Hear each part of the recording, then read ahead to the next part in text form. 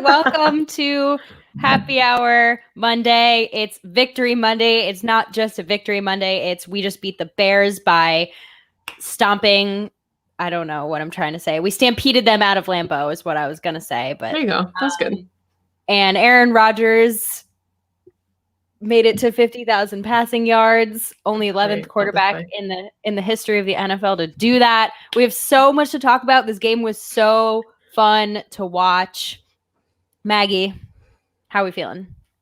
We're feeling good. I mean, we talked about this a little bit in the DMs earlier, but it really felt like one of the most complete games for this Packers team. And we kind of went through and we were trying to figure out which game maybe was the most complete performance for them. But I know that the Bears offense is not good, but the way that we've seen this Packers offense perform the last couple weeks against really good defenses, and yes, they didn't have Akeem Hicks, but it's really promising to think about, the trajectory that this team is on, specifically on offense, when you're starting to make a playoff push and kind of build momentum, and they put up 40 points.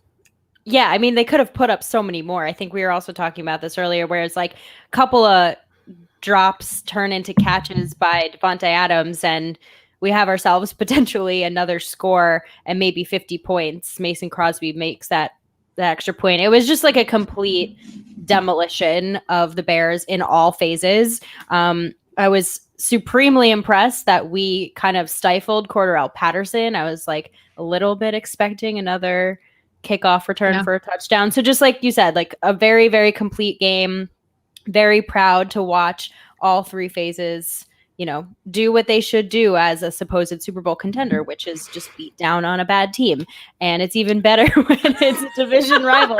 Mo agrees with me. Obviously, she wants to talk about how much the Bears suck because she's a cat and she agrees. So this hasn't happened in a while, so here we are. She's found excited. Us in the basement. Yeah, she's ready to talk about. Oh, Jesus, here we go. Okay. She wants to talk about the Bears sucking. So today, obviously, we're going to do offense, defense, and we'll take your questions. So drop the questions in the chat. We'll get to them at the end of the show. Let's start with this explosive offense. First 3 drives end in touchdown. The game was pretty much over at that point. It was 27-3, but they just kept rolling. Yeah, and I mean, I think that that's what made it so fun is I was texting my dad in the middle of the game, and we were just talking about how it was everybody getting involved. Like after, the end of the half, I texted him and I was like, Tunyon's next. Like, it's got to be Tunyon. And then my dad was like, you're right, look, there's a Tunyon touchdown. And that was my cat that just thudded off the desk. But yeah, so I think that that's kind of something that we were talking about wanting to see more of with the playmakers. And, Devontae Adams, what did he have? 9 targets, 6 receptions for 61 yards and a touchdown. And he didn't have to be like the hero of the offense. And MVS didn't even have a reception. We saw EQ get involved quite a bit, which was really nice to see. Alan Lazard looks fully healthy now, finally. So, well, hopefully Jalen Johnson didn't do any long-lasting damage there. Yeah, it was awesome. I mean, let's see. Devontae got a touchdown. Big Dog got a touchdown. Lazard got a touchdown. Everybody gets a touchdown. It's like Oprah. It is. That's what the reference. Gifts and gifts. Touchdown, I know. Touchdown. I agree with you. It's fun to see them spreading the ball around. It really showcased, I think, like what this offense can do, which is really exploit any weakness that a defense has because all our guys can make plays. And it was rather comforting to have it come. The Bears are not a great team, but they have a great defense. And we did that against a very, very good Bears defense. Although you're right, missing Akeem. There was a Akeem Hicks size hole in that defensive front. Yeah, I can't let this go without commenting on it. That's amazing, Jack. But no, I mean, I think, one of the things that we were upset about with the performance last week against the Colts was that it felt like the Packers offense let their foot off the gas. And we didn't see that really against Chicago until, like the 4-minute warning of the game where they just had Jamal Williams up the gut a couple times to kind of close out the game. And I think that that's something that we wanted to see was when you're going off script and when you're going up against a good defense, even when you have the lead securely in place, can you still sustain drives? Yeah. So they didn't punt until the second half for the first time. And I think they had maybe 2 punts in the whole game. So it says a lot about what this offense can do. And it was just fun. Like I thought that LaFleur really pulled out the script in like the most beautiful way. There we were running it up the middle very well. Aaron Jones looked like Aaron Jones. Although again, like if you look at the stat line, it was just 17 carries for 90 yards. So he's had better games, but I think he just ran the ball really well at the right times. There were a couple second and long runs, and then he got the first down, and I was like, all right, well, when you do that, I guess it's fine. And Rodgers had a ton of play action, and he's just been phenomenal this season off play action. Yeah, and I mean, I thought it was interesting that Jones and Williams had the same number of carries. They both had 17.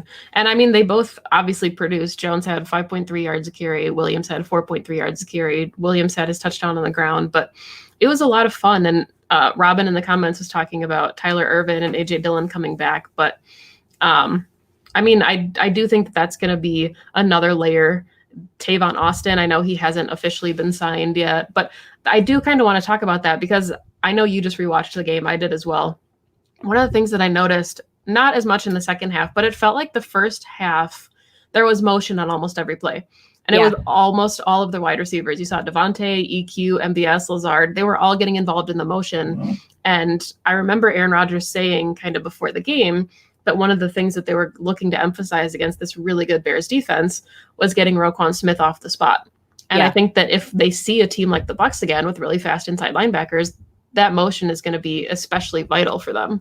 Definitely. And yeah, I mean, I think that Tavon Austin has the potential to fill in that role with Tyler Ervin still out.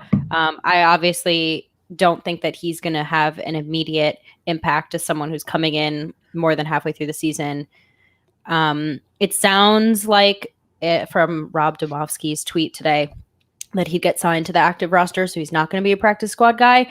I thought that potentially he's more going to fill in on the special teams role, at least to just start and like work his way into the lineup and snaps on offense. But it's nice to know that we have a legitimate receiver who can do kickoff and punt returns as well as do the motion stuff. So we don't have to rely like so heavily on Tyler Ervin, even though, like you said, Lazard, EQ, MVS, all of them did that on Sunday. Yeah, and I want to talk a little bit more about EQ too, just because, you know, obviously you were the conductor of the EQ hype train going into this season. But it does really feel like he's getting more involved in the offense. And, you know, we saw him take a handoff for one rush. He had 2 receptions. And it seems like Rodgers targeted him a couple other times where the ball was just out of reach. Yeah. But it's nice to see him kind of working his way back because we know that Rodgers has faith in MVS. We're seeing that he kind of has already established that relationship with EQ. So that's 4 guys just in the wide receiving room that we know that Aaron Rodgers has a lot of faith in. Yeah, and I just really like EQ as a receiver. I think he's like very different from the rest of the wide receiver core. He's tall and a lot shiftier, and I think he's like probably the best. I know it's a smaller sample size, but he's much better with yards after the catch. There are some people who kind of had a hard time with the choices he was making, but I think at the same time, like he's trying to get yards after the catch. He's always looking to extend a play and get the extra 2, 3, 4 yards if he can. And I think that's a trait that you want in a wide receiver. I like that they worked him in slowly. Obviously, he missed a lot of time, but you're right. I think that the trust is there.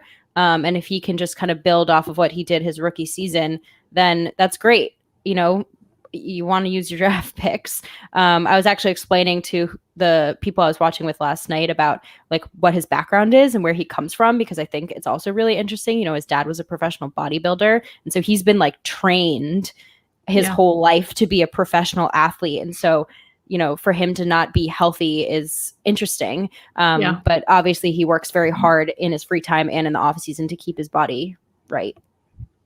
Yeah. And I mean, I think that it's just, you know, he's another one of those players that you thought or hoped would take a leap. And obviously, like you said, it's a small sample size with him coming back, but he does have a really nice complementary skill set for this offense. And somebody else that I think has been a really pleasant surprise, and maybe somebody that's not or was not on as many radars going into the season, is Robert Tonyan. It's been fun to have a deep threat, big-bodied tight end in the middle of the field again. And, you know, we've seen it in spurts. We thought Jay Sternberger could be the guy, and he still very well could be a nice compliment going into year 3. They'll get Josiah DeGuara back, but Robert Tonyan's putting together a really nice season for somebody that was not really on the radars of anybody in the NFL going into the season. Yeah, I was listening to I think it was Around the NFL today, and they were breaking down the game, and they gave Robert Tonyan a lot of love, and it's really interesting to hear because, you know, you hear about all the other, you know, incredible tight ends that we have around the league, the George Kittles, the Travis Kelce's, even Jared Cook you know, with the Saints. And you always feel like the Packers haven't had someone in that caliber, at least from like a national media standpoint, who gets like the recognition in the way they contribute to the team. And you're right, Robert Tonyan is the guy right now, and it makes it even better. He's like an undrafted free agent. Mm-hmm. He's friends with and works out with George Kittle in the offseason, and I think that we see that mirrored a little bit in his style of play on the field. But it's really fun to be able to attack the middle of the field again. I think Rodgers has been really hesitant to do it in the past couple of years. It's always been a little bit of a like hole, if you will, or a weak point for him. And now we have someone that he goes to and he can trust. And it's nice to see this. Rodgers has always been his best when he has that dynamic tight end. And I agree with you. I think Jace still can be that. You know, why not have two? But it takes a couple of years for the tight end position, I think, to really like reach its peak. And he's just a year behind Bob. Yeah. Well, and I really like, too, the way that they're using Big Dog in this offense. And it's been so fun. You know, he had his first year under McCarthy, and he basically was like, look, I barely got any touches, barely saw the field. Yeah. It's kind of just an inline blocker. And, you know, I guess that was what it was. But Matt LaFleur and co convinced him to come back. And even last season, he had the one touchdown. But now he's up to, 3 on the season? Yeah, that you did get to see the audible Big Dog. But he is he's making an impact in the offense. He had a nice first down in the beginning of the game. You know, he caught the ball and he like spun out a couple times to get the first, and it was like it was the very first play of the offense. Yeah, very first play. Yeah, no, it is fun. It's nice like to see a resurgence from him who like he just wasn't a factor at all. And then at first, you know, he's just like a blocking guy, right? He's huge. He's basically a glorified offensive lineman sometimes when you line him out to block. But he is getting a lot more time in the passing game. I do sometimes wonder if that's because he's so close with Rodgers, and Rodgers is like, I want to get my guy, like, I don't know, his time. I know he did against Jacksonville for sure. He said that was going to. Oh, yeah. But yeah, it's really fun to see this offense shine and see Rodgers spread the ball around. And last night was just so fun. It was just such a beatdown. Well, and so many milestones. And Aaron Rodgers said that too in his presser. Like, he hit 50,000 yards on a touchdown. Davante Adams hit 500 career receptions on a touchdown. Big Dog hit 400 career receptions on a touchdown. Yeah. The Packers hit 100 wins against the Bears. Aaron Rodgers had his 20th career win against the Bears. Like, it just checked all of the boxes, being on Sunday Night Football, at Lambeau.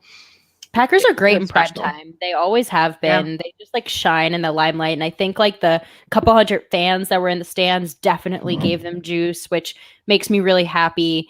I think also the thing about the Davante Adams 500th career reception, he's the fastest Packer to ever make it to that milestone, which says a lot when you think back on the receivers that Rodgers and even, you know, Favre, the receivers that we've had, period, on the Packers: Jordy, Randall, Donald Driver, James Jones, Greg Jennings, all of them. Like, Davante did it the fastest. And it just, I mean, I could say a lot about it, but it just goes to show what a treasure he is to this team. And I think we didn't appreciate him until, you know, a little later.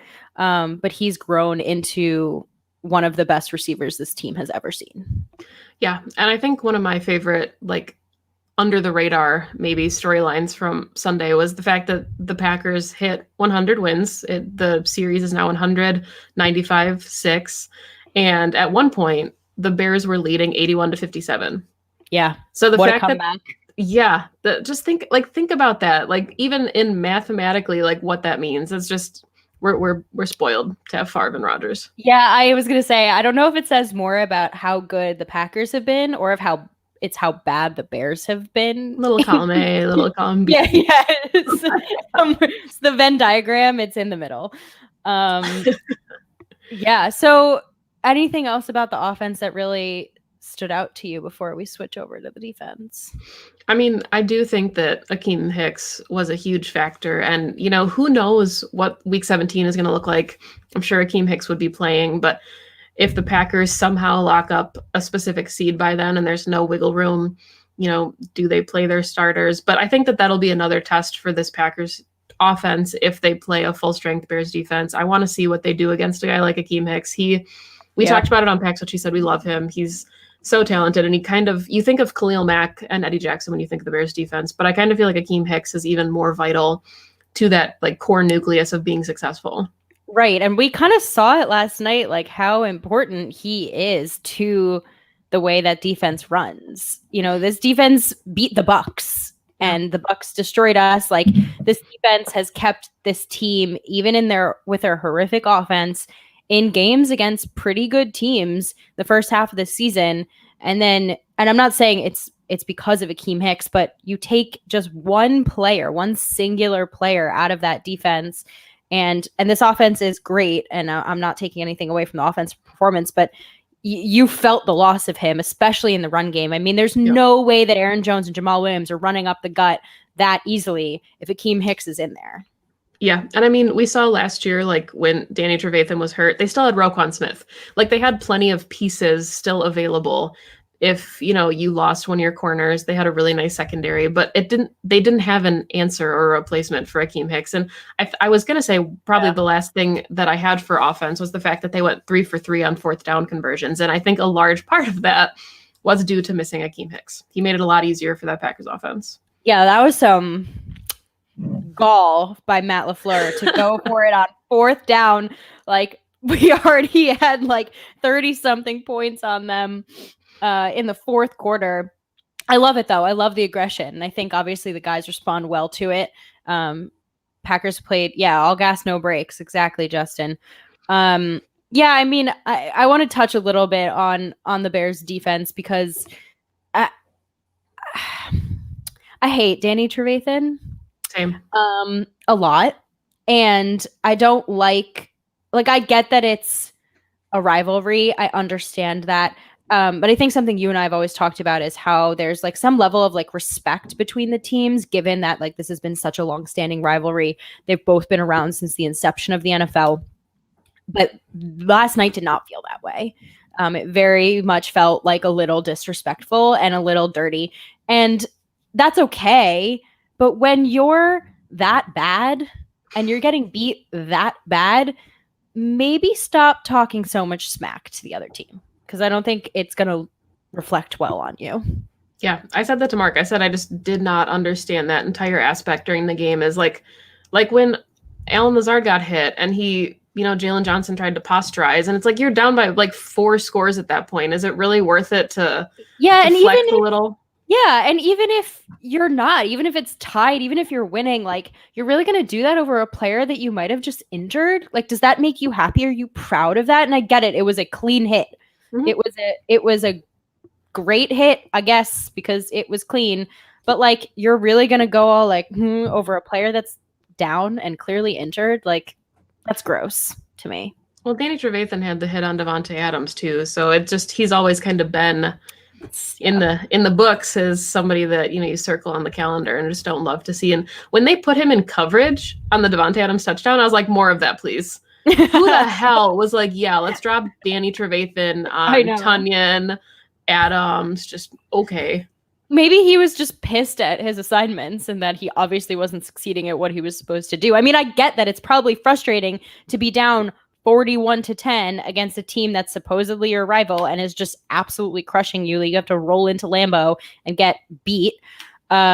Which leads me to a question that I think you and I kind of talked about earlier, but like, what's going to happen now with this coaching staff? Is Matt Nagy going to be the coach? Is Ryan Pace going to be the GM?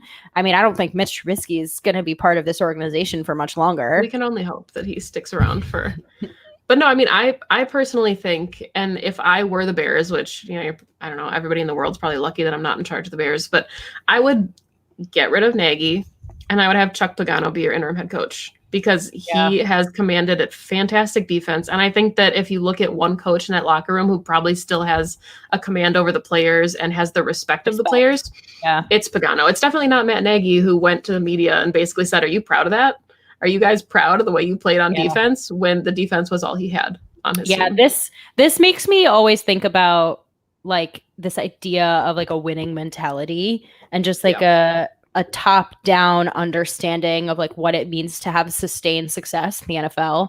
And I mean, bad teams stay bad. Like that's a saying, and it's a saying based off of truth. And it's based that, off like, the Chicago Bears and the Detroit Lions and the New York Jets and teams that like continuously stay poor because this idea that in the locker room, like you're not following suit from a GM or an owner or a coach that you respect, or you respect their decision making. Even if you respect them as a person, you don't respect their decision making, you don't respect their play calling. You know, those things trickle down to the players. And you know, Matt LaFleur said it today in his press conference. He was like, I would never want my players to act like that to an opposing team, no matter what the situation is. And I think those things create a certain culture.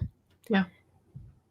I don't know. And like, I don't think Mike McCarthy wasn't ever that guy, but you can start to tell when a coach has lost the command of the locker room. And it's not that McCarthy was a bad guy, bad person, but a lot of that stems, like you said, from the relationship that a coach has with their players. And unfortunately, you know, when it's a player of the caliber of Aaron Rodgers and you're the quarterback of a successful football team, like those little actions mean more. And I think, especially, I don't know if you listen to the Aaron Rodgers presser yet, but it was honestly the most complimentary presser I think that we've heard all season. He could not throw out enough superlatives about the coaching staff and Matt LaFleur and how the scheme was beautiful. And he just gave them all of the accolades for that, and Nathaniel Hackett. And it was just really nice, after kind of knowing what he's been dealing with the last couple seasons, to hear him say things like, I'm so comfortable in this offense and I finally have total command over it. And I love everything about it. And it all makes sense. And it was just really refreshing. And I think that he is kind of realizing that his words carry so much weight. So he's quick to give those guys the praise when they deserve it. Because it means so much. Yeah, I think a lot of credit has to go to Goot and Mark Murphy for the decision to hire Matt LaFleur, because even in the best case scenario, I could have never imagined this just like instant click, like the idea that Matt LaFleur could revive Aaron Rodgers' career. Not that it needed a reviving, because he was still playing at a fairly high level, but to get it to the place where he's about to turn 37 and might win his third MVP, like in a second scheme, a completely different regime than he's ever played with. He had one coach his entire career. It's such a testament to that decision making and the relationship. You know, there was a whole thing about the relationship and would they get along. Like they're like best friends. They're like hugging on the sidelines. Like you said, he praises him like nobody's business, and it's because it's working. It's working. Yeah. So does Matt LaFleur deserve Coach of the Year discussions to you? I mean, it's hard because I thought he did last year too, and I think I think it's too mixed this year, too crowded, I guess, for him to be in contention for that. But I look at Kevin Stefanski with the Browns and the Carolina head coach, and even even Joe Judge, with the kind of the turnaround that you're seeing with certain head coaches and the impact that they have on their players. And the Browns are obviously an example for me because I watch so much of their games. But you have to find a coach that fits the players. It's always, we say players, not plays, like that's some NFL cliche, but that's what the best head coaches do. And I think one of the criticisms of Mike McCarthy when he left Green Bay was that he was trying to do the same things over and over again with the personnel that wasn't fitting, which is basically the definition of insanity. So what we saw from Matt LaFleur and what we're seeing across the league with these new head coaches is the ability to adapt to the players they have in the locker room. Yeah. Yeah. And I think that's also, you take the opposite effect, which is like Nagy is not doing that with his players. And he's just trying to force them into this scheme that's clearly not working. And I mean, there were just some plays last night where I'm just like, why? And it's part Nagy, it's part Mitch Trubisky. Like, Mitch, why are you throwing into triple coverage?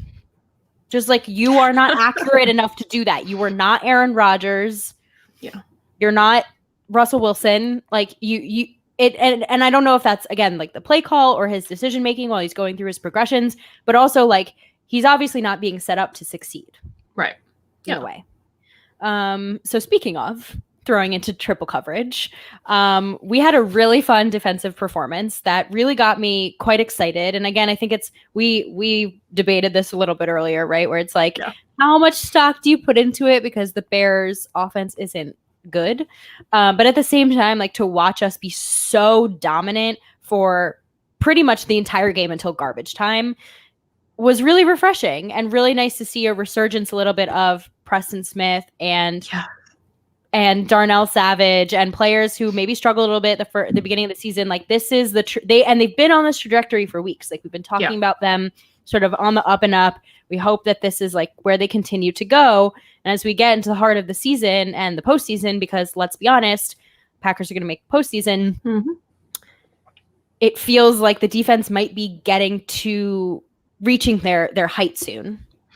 I don't know if this is like, put on my tinfoil hat conspiracy theory or anything, but we've heard from Matt LaFleur and Aaron Rodgers and other players that they were having a hard time finding juice at home. And regardless of why that was, and maybe it's because it was a rivalry game, there's a number of factors, but it just felt like there was so much energy despite there being only 300 people in the stadium. And it makes me, tinfoil hat, wonder if it's like, hey, the Packers are in prime position to potentially host one, if not more, playoff games. Whether they have 300 people in the stands, 12,000, they got to test these protocols. Like, you wonder if Mark Murphy's like on the phone, like, we're really close here. What can we do to bring the juice? Yeah. Like Aaron Rodgers had said in his presser last week, I want roll out the barrel. I want bang on the drum. Jump around. Yeah. I want signs, everywhere signs. And he got all of that. He got the beer races and he threw 4 touchdowns. So there you go. I know. When jump around came out, I was like, I mean, I loved the energy that the entire defense came out with. Like, you saw it immediately, like aggressive, rallying to the football, not giving them anything. And again, I kind of want to separate out like a garbage time from the rest of the game, because, there was a little bit like, oh, well, they were playing soft again, fourth quarter. Okay. Yeah. Well, we were up 41-10. Like, they're just trying to like, ended. Yeah. Like, we're just trying to not have like a weird turnover here. Like, give them a few chunk plays and it is what it is. Would I have loved for it to end at 41-10? Sure. But let's be real. Like, the game was over. Yeah. And I think that they did a very good job. I mean, we won the turnover battle 3-0. So likely when you're up 3 in the turnover battle, you're always going to, you're likely going to win the game. Really fun to see Darnell Savage get 2. Yeah. That hasn't happened, I think, ever for him. So good for him. And the Smith brothers, your guy forced a fumble and his brother picked it up and ran it into the end zone. And that was the best touchdown performance the defense has done yet. It was phenomenal. Yeah, I mean, 3 turnovers was the most by the Packers defense all season. So that another arrow ascending. And again, like, everybody listening, remember that we do know it was against a Bears offense that is not very good. But again, we say you can only play the teams in front of you. They almost lost at home to the Jaguars. So, see, I got to stop saying that word. Wait, I think that's your saying now. You can only play the teams in front of you. Maggie Loney. Let's trademark it. Put it on a shirt. All right. Put it on a shirt. But I mean, you hear that, Jacob?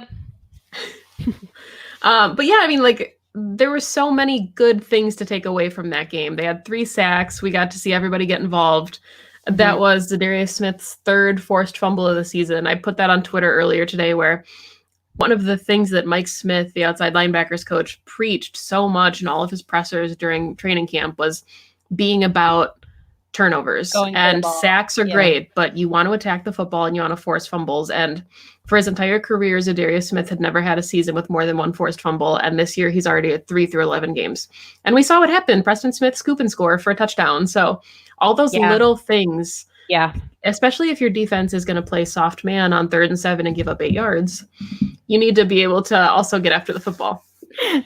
dig. It's a little knife. It's a little dig. No, it's starting to come together, and like we definitely were very high on Jerry Gray in the offseason. We thought this is a great addition to this coaching staff. He's going to do great things for the secondary. And I got to say, 12 weeks into the season, our secondary is on fire. Mm-hmm. Like, Jair Alexander is the number one cornerback in the league.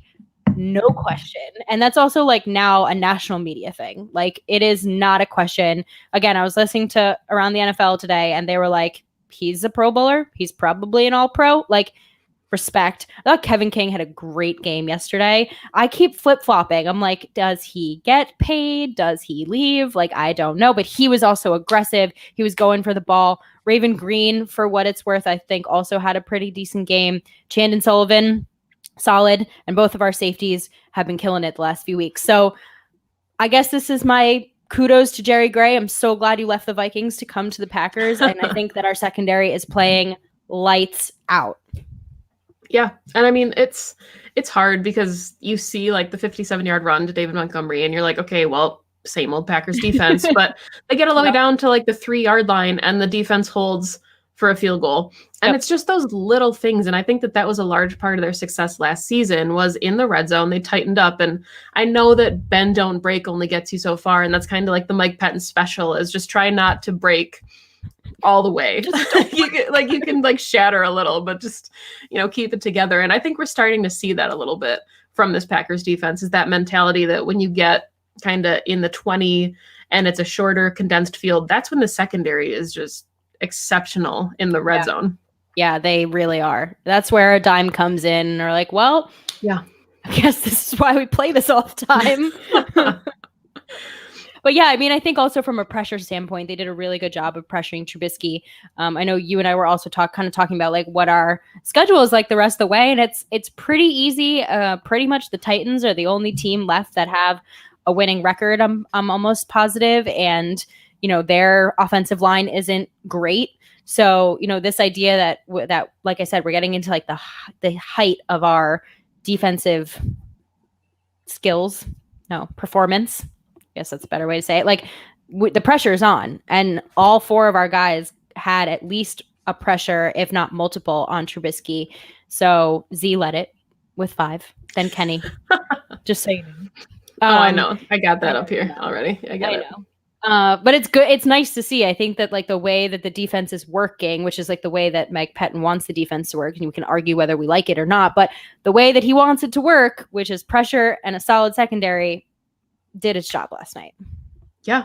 And I mean, especially, Jacob has said it on Pack-A-Day before, and we've heard it other places, but, the same defense, as good as this defense has looked, it's going to be a real test when you get to the playoffs and you're facing, Tom Brady, Drew Brees, Patrick Mahomes. Like that could be your lineup to get to a Super Bowl championship. So yeah, but like I do think that this defense again is on the right trajectory, and I think Kenny Clark, Mr. December, is hitting his peak form. He's healthy. He looks the best in December, and he's ready to go. So Rashawn Gary, let's talk about this a little bit. I don't know if you were surprised by this or not, but the fact that Z played 63 snaps on defense, and then Preston played 45 and Rashawn played 43. I'm a big fan of that snap count. I'm a big fan of it because, like, let's be honest here. Preston's had a couple of great games, but who has had the more sustained success over the course of the season between him and Rashawn Gary? And it's Rashawn. And sorry, Preston, but your number 1 pick or your first round pick, and he's doing more than you. He deserves more snaps, and he's, he didn't necessarily get home as much as Preston and Z did, but all of them working together in tandem, and they rushed for a lot more last night than they did in a while. It works. It's working as intended when you have the Smith brothers, Rashawn Gary, and Kenny Clark on the field at the same time rushing the passer. I watched the condensed game, and I wish I had like the bird's eye view of it because I didn't go back and look, but there was a moment, I think it was even in the 4th quarter, where they zoomed in on Zadarius Smith and he was waving the help away. And I love that mentality from players. Like he played like 93% of snaps. And I know Mike Pettin last year said that 80% of snaps was too much for Preston and Z, and he wanted to lighten the load. But The kind of dog. Yeah, exactly. It's like a random side story, but Joe Thomas, when he was playing with the Browns and they tried to take him out of a game to save his health, and he was like, "Are you kidding? We're finally about to win. Like, you don't take me out when I'm finally about to see somebody win a game." Yeah, well, Browns. It's few and far between at that point, but yeah, it was just a really nice game, and I think they needed it. I think we needed it.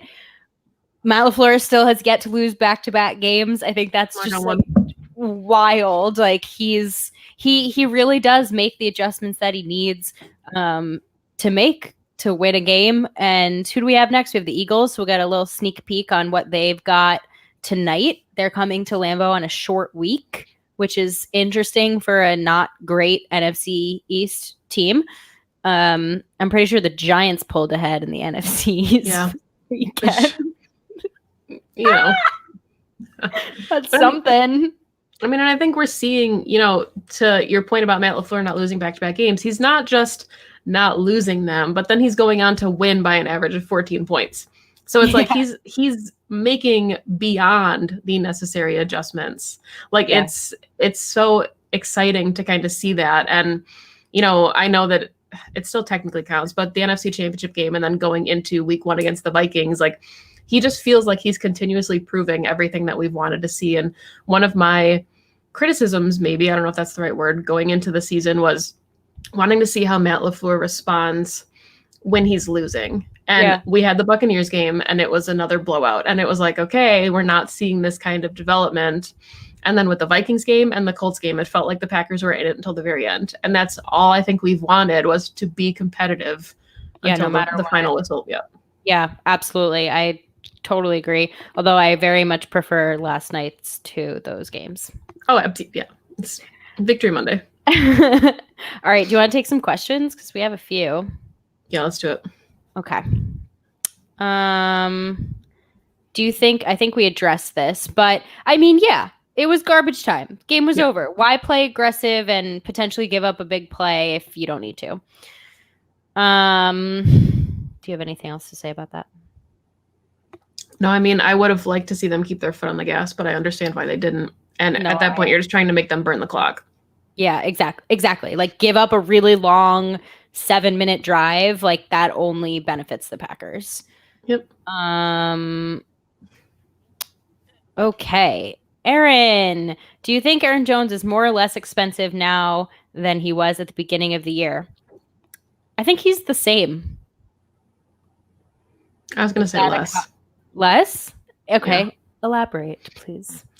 I mean, it's hard because we saw the literally historic season that he had in 2019 and the numbers he put up. And we knew, obviously, that wasn't necessarily sustainable for his career. But I think the success of Jamal Williams and other backs around the league, and I'm not comparing them to Aaron Jones because he's a different skill set when he's on the field and he's very unique. But I think what the Packers offense is seeing is, even if you have a guy like Tyler Ervin, you can make his offense run without Aaron Jones. And I am hoping, I guess, what this means is that Aaron Jones kind of takes a more team-friendly deal to stick around in Green Bay. And, I was thinking about earlier when they had, the Packers added Tavon Austin and Anthony Rush.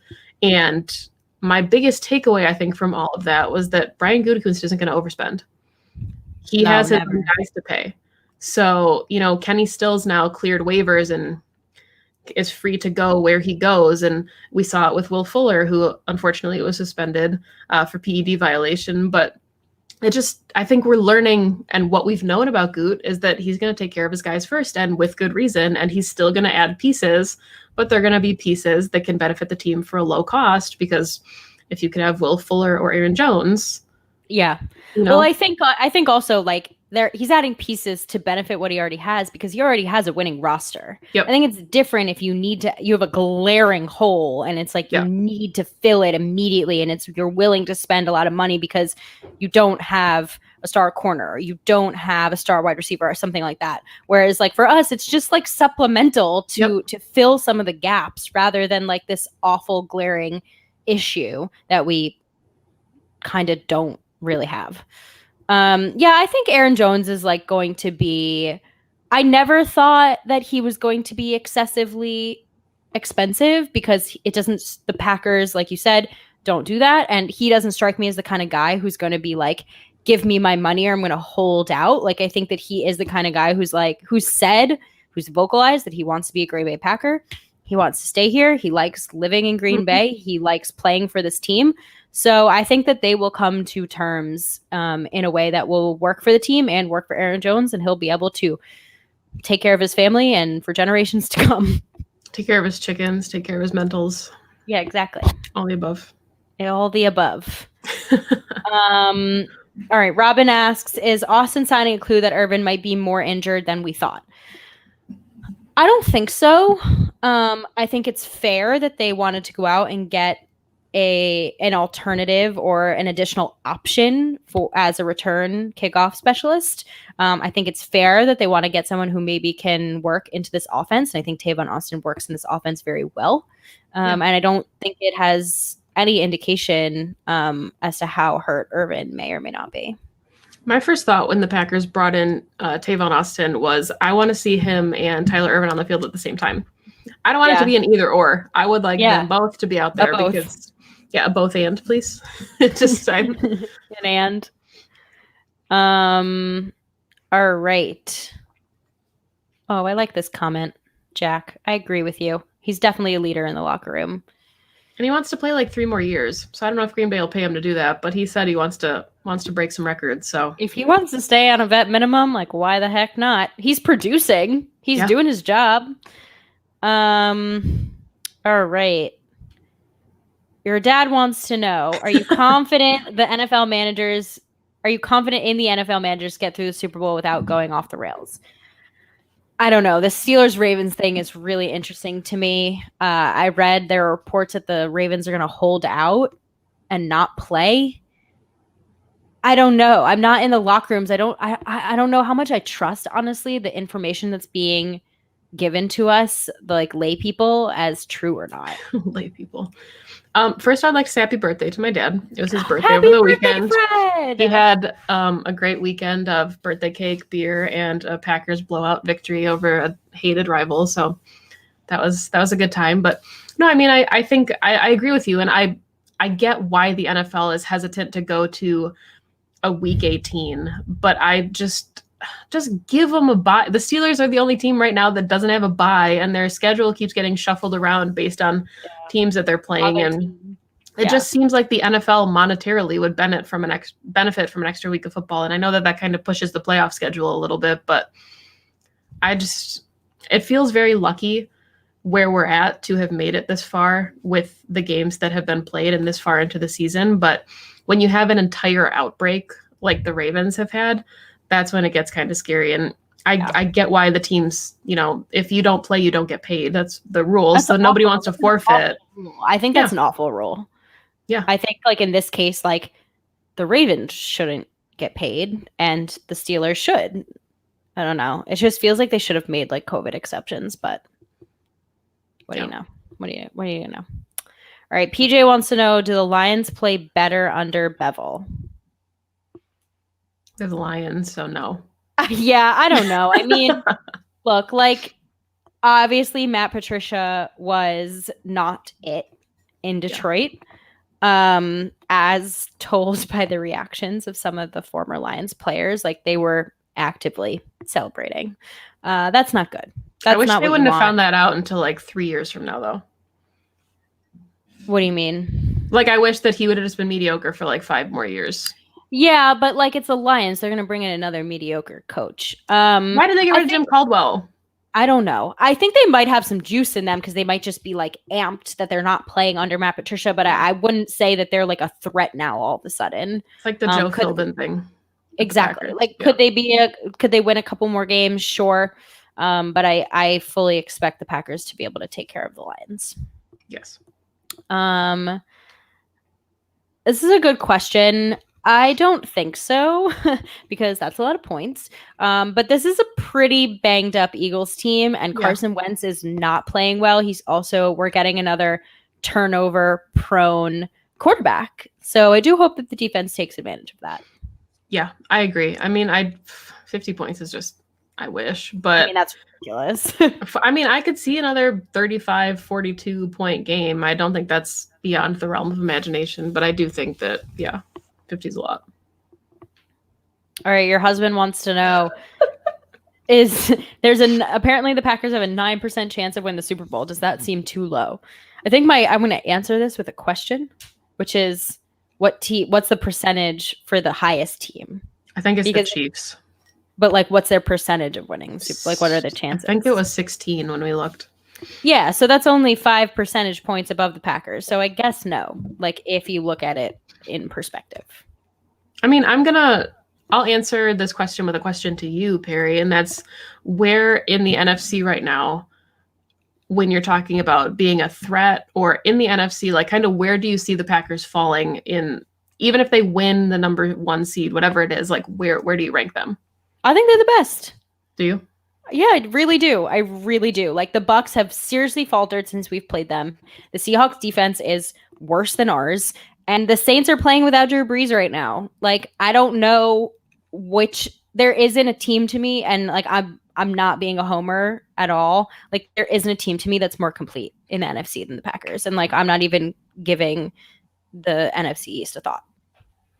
Don't do that. Yeah, that's better to save your mentals and not do that. But no, I mean, I think, the same questions that we kind of have about this Packers defense, the Seahawks defense looks worse. Yeah, so it really does.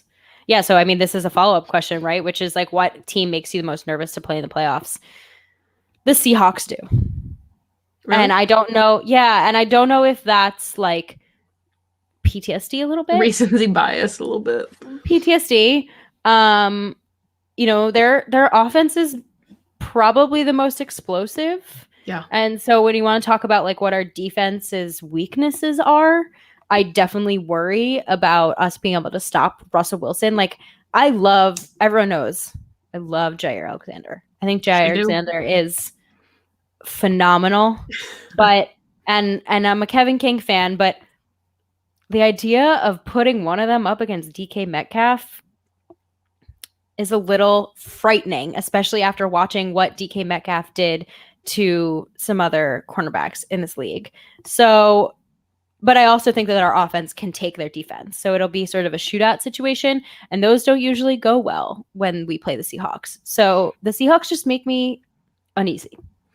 Yeah, and I mean, I think maybe this is cheating, but it depends kind of where everything falls. And if the game is at Lambeau, I feel a lot better about Drew Brees, Tom Brady, whoever it is coming in, because obviously those are aging quarterbacks that play in warm weather climates. We saw Russell Wilson. I think it's so fascinating that between the Packers and Seahawks, whoever the home team is wins. I don't know why that's the case. It's been the case for like the last 5 games. And let's get the 1 seed. If we're the 1 or 2 seed and they got to come hang out in Green Bay, I'll take it. But it does, that offense, I think, is the most concerning to me. But their defense is also like, okay, if it turns into a 42, 35, 38 shootout, let's get it. Let's get it. Let's get it. Major shout out to Alton Jenkins. I love that they did like a whole primetime shout out to him. I've seen a lot of love for him on Twitter, and it's very deserved. Very absolutely deserved. Al wants to know what we're drinking. Mine is a coffee stout from Parish Brewing. It is exceptional. I'm drinking a whiskey ginger because I don't have any beer currently because I'm still waiting for my Tavour. If the Broncos situation transferred to Green Bay, who would be your picks for emergency quarterback? You go first. I'm thinking. Well, I mean, if you take injuries off the list, John Lovett, because he played quarterback at Princeton. That's smart. I've Randall seen Cobb.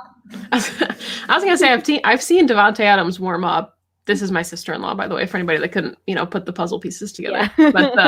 Yeah. But I've seen Devontae Adams warm up at Lambeau, and he can throw a mean spiral, but you don't want to take him out of the offense. So actually, I agree with you. John Lovett's a really good one.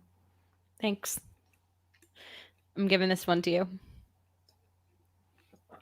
Obviously the Packers. Oscar, get out of here. If the season were to end today, how would you feel about the year we had? Good.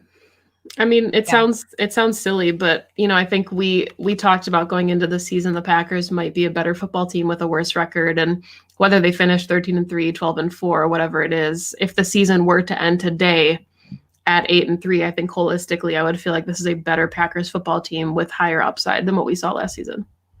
Yeah, I think that I was just so concerned about not even getting football that like I've really appreciated just being able to watch an NFL season and to like watch the Packers have a successful season. Yeah. That this will always feel like a success to me. I like my, not to get all like sentimental or sappy here, but like I feel like my mental health and like my happiness has just exponentially increased since the football season has started because it's given like me some level of normalcy and like something to get excited about and something for us to talk about during the week. And it's just been like so lovely. So I feel great about the year. And I don't. Yeah. So I do have a question then for you. And I agree with you wholeheartedly that this Packers season was like a blessing, regardless of what happens because of normalcy and getting to watch football. But do you think that the winner of the Super Bowl, whatever happens, deserves an asterisk? Or do you think it's making the best out of the situation? Because they all are playing with the same stakes here. Yeah, no, I don't think there's an asterisk one bit. The season was the same. It's not like baseball where they had like shortened game, like a shortened season and all that kind of stuff. Like this was a full NFL season. And yeah, they had a few obstacles to overcome, but every team had to work to overcome them. And I think the winner's the winner. Yeah, no, I feel the same way. I just, because there's, everybody's like, okay, Lamar Jackson doesn't play and the Ravens lose and then the Steelers get, it's. You know what? Injuries happen too. Yeah. We didn't have Kenny Clark or Devontae Adams, and look at us. So. Well, no. Because I don't live in Wisconsin, but I think Maggie is a no also. Yeah, I opted out for health reasons. Oh my God, this is funny. Oh wait, sorry. Where's the Tavor one? Oh, there we go. My Tavor shipment is delayed because someone at their warehouse got COVID and they had to shut down. This is news. Aaron, you're breaking news. Bombs.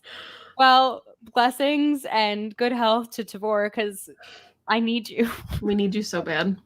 Also sponsor our show, please. Thank you. Yeah, because we've been working at that. Yeah, that's what's in this cup. Yeah. All right. We talked about this earlier, Jersey Al. We definitely are happy to see 4-man rushes only.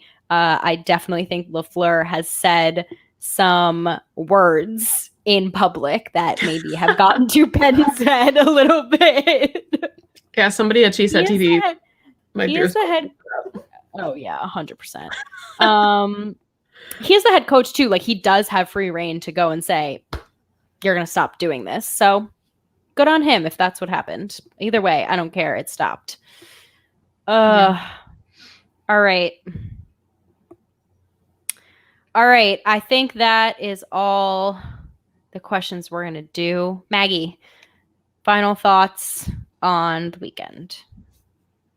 I mean, not to be overly confident going into a game against the Eagles, but I think that we're going to have another victory Monday in a week, and we'll be talking about 9-3 and staying in contention for the number 1 seed. And I think that we talked about this in the beginning of the show, but this is a more complete Packers team. I think I feel better about this team over the last couple weeks than I maybe did all season, as far as performances from the defense and kind of the complementary approach to the football in all 3 phases. So yeah, I think the arrow's pointing up. We're going up. All right. I agree with you. Well said. All things well said. Yeah, Aaron Rodgers is going to reach 400 touchdowns likely in this next game if he throws for 3. Yet another amazing milestone to an amazing year. Our MVP, no matter who the league decides to choose. What a GOAT. Thank you all for joining us. I really hope that next week, like Maggie said, is another Victory Monday. We appreciate you. Thank you for bringing the questions. We love answering the questions, and can't leave without saying